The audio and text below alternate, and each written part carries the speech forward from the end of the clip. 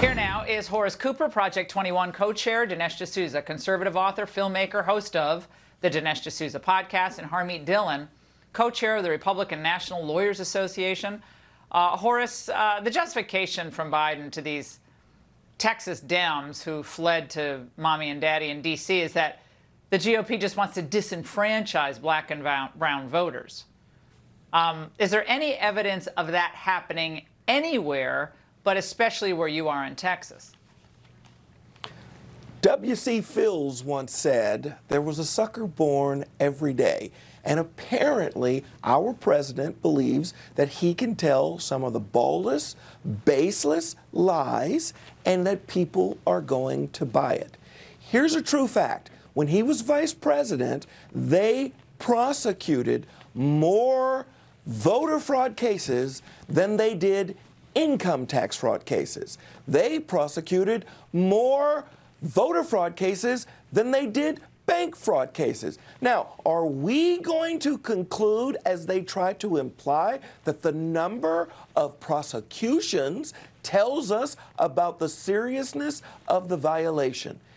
Everyone knows that in Texas in 2020, more blacks voted for conservatives and Republicans, more Latinos voted for conservatives and Republicans. In fact, the legislature picked up seats on the right rather than losing seats. There is no claim whatsoever, no truth whatsoever to this claim. No, they're freaking out because they're losing the monopoly on the minority vote. If that goes down, they're finished. They're finished as a party. Dinesh, the media could have fact-checked today's speech, but instead, it went like this.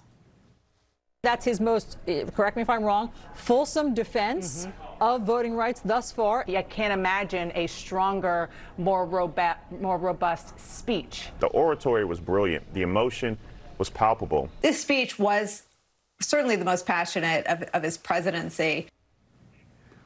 Dinesh, I don't think Nicole Wallace understands that if the H.R. 1 was in effect in the year 2000, she wouldn't be hosting a show on MSNBC because George Bush wouldn't have been elected president. Well, you know, the Biden speech was such a crazy uncle emerges from the basement routine. It was full of such exaggerations and absurdities. The comparisons to the Confederacy, the Civil War. I mean, a war in which 600,000 people died is being compared to, say, voter ID checking. You know, I think that Biden, in a way, missed a huge opportunity because what he needed to do, I think, is lay out the argument and say, look, we need to have laws that, on the one hand, make it easier to vote, but harder to cheat.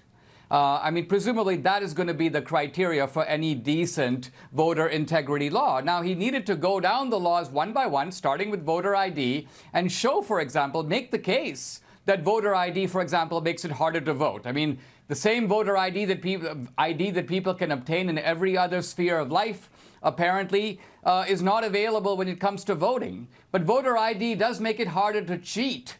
But for the Democrats, it's all about making it easier to vote, and they pay no attention to the cheating issue, presumably because they believe that cheating is part of what they need to get them to the finish line. Yeah, well, that's why they don't want the poll watchers to actually have the ability to watch what's going on. They want to keep them behind the, you know, the rope line. They don't want them to see what's going on. That became obvious today.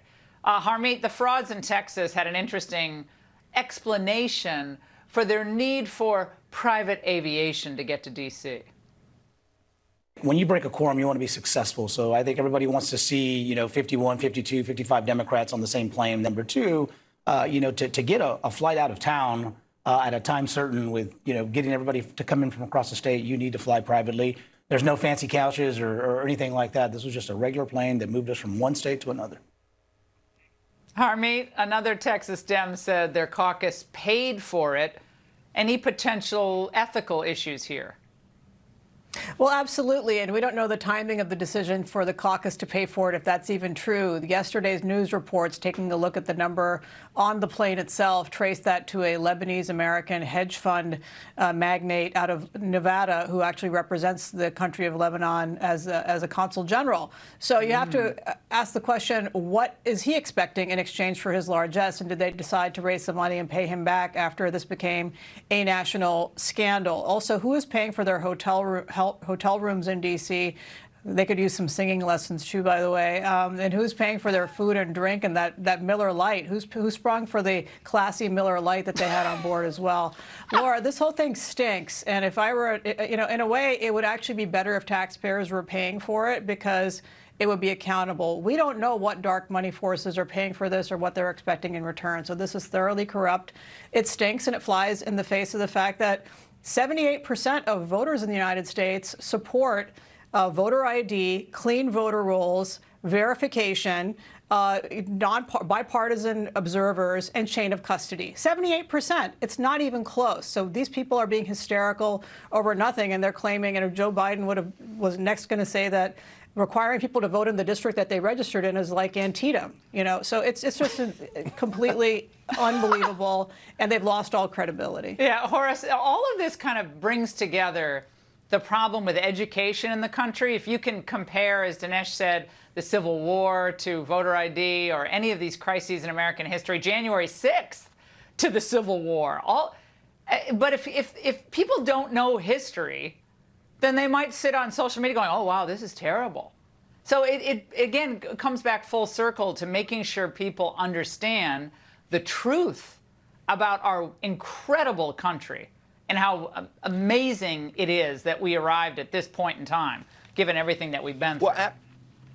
Well, absolutely, that is correct, that we really, really have a treasure, and it's incumbent upon each and every one of us to make sure that our brothers and sisters remember, understand, and revere. But it's also very, very disappointing when our president puts the D in demagogue and is willing to say these kinds of things. Normally, if you have some of these baseless claims that you'd like to put out, you get someone from the periphery to bring those out. The President of the United States is supposed to be above that. And that's what's really, really shameful about it. Now, Dinesh, he had to prove his bona fides to the Sharpton crowd. They were crowing about how Biden finally stepped up to the plate today, correct? Yes or no? Absolutely. And if I can make a point about Texas, real quick. The Democrats are praising the bravery of the Texas Democrats, but the Texas Democrats are subverting a democratic process. There's a legitimate Republican majority in the state. Biden himself said that minorities the minority party needs to patiently acquiesce in the will of the majority. That's not being done in Texas. Now, panel, thank you.